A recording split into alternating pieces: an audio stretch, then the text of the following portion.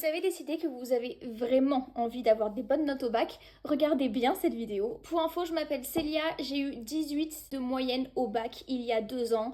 J'ai eu 20 au bac de philo, 20 au bac d'SES, 20 au grand oral.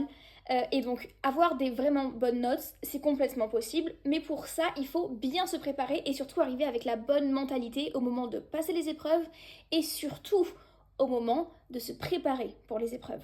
De manière réaliste, vous n'allez pas être capable de retenir absolument tout votre cours dans toutes les matières que vous allez passer en épreuve au bac. Donc le plus important, c'est d'avoir une bonne stratégie. Il faut que vous soyez réaliste à la fois sur vos capacités et sur toutes les connaissances que vous avez déjà avec tout ce que vous avez appris pour vos contrôles tout au long de l'année. En fonction de cet état des lieux, vous pouvez établir un plan sur comment est-ce que concrètement vous allez vous débrouiller pour avoir des super notes au bac. Au moment de faire votre plan de révision, il y a 2 choses qu'il faut absolument que vous gardiez en tête.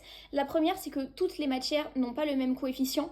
Donc vos spécialités qui sont coef 16, elles valent beaucoup plus et il est beaucoup plus intéressant de passer beaucoup de temps à les réviser elles que le bac de philo qui vaut coef 8 par exemple. Et la deuxième chose qu'il faut vraiment que vous gardiez en tête, c'est tout le niveau de connaissance que vous avez sur la matière en question et à quel point est-ce que vous allez avoir besoin de faire beaucoup d'efforts et de passer beaucoup de temps à réviser pour réussir à gratter quelques points de plus sur votre copie. Un exemple pour que vous compreniez bien, ça s'applique à toutes les spécialités, mais pour que ce soit plus simple à comprendre, je vais prendre la spécialité maths. S'il y a un chapitre avec lequel vous avez eu particulièrement de mal et que vous savez que vous ne le connaissez pas particulièrement bien et que vous déterminez un peu avec le diagnostic que vous avez fait qu'il va falloir que vous passiez peut-être 3 heures sur le chapitre pour réussir à plus le comprendre et être capable de faire les exercices, et qu'à côté de ça, il y a un autre chapitre que vous avez aussi pas très bien compris, mais lui, vous pensez qu'en 1 heure de révision, eh bien, vous allez aussi être capable de faire bien les exercices, il est plus avantageux de travailler le chapitre sur lequel, en 1 heure, vous allez être au point.